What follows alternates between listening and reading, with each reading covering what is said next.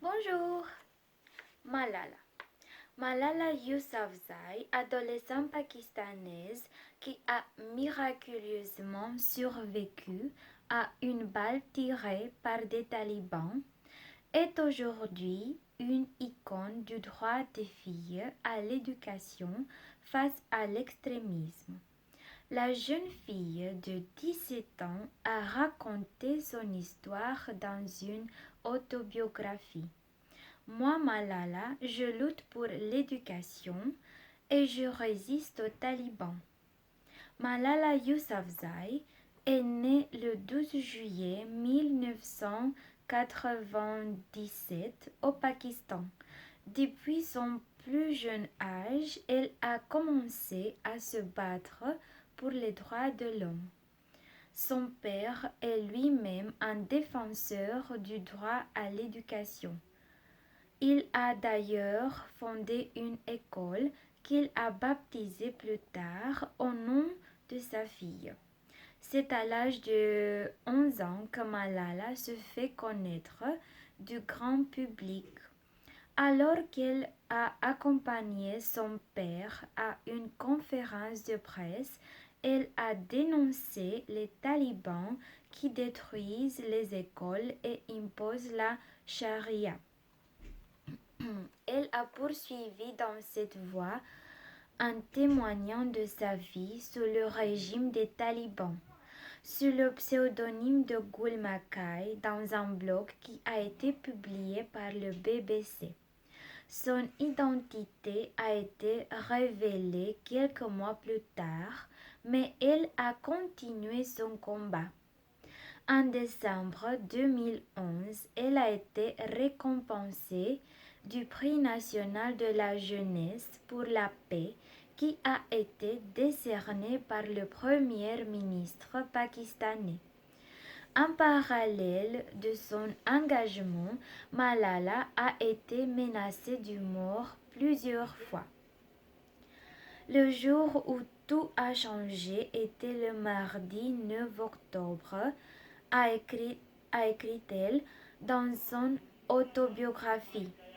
Ce jour-là, Malala, alors âgée de 15 ans, a été victime d'un attentat que les talibans ont fait. Alors qu'elle allait à l'école, le bus scolaire s'est arrêté brusquement. Des hommes masqués sont montés à bord. L'un d'eux a demandé: Qui est Malala? La jeune fille a malheureusement reçu une balle. Plongée dans le coma, l'adolescente a été transférée dans un hôpital britannique. Par miracle, elle a survécu, mais son rétablissement a duré 4 mois. Depuis sa sortie de l'hôpital, Malala et sa famille résident à Birmingham.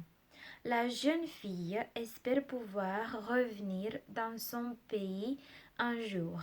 Je ne souhaite à personne d'être arraché du pays qu'il adore.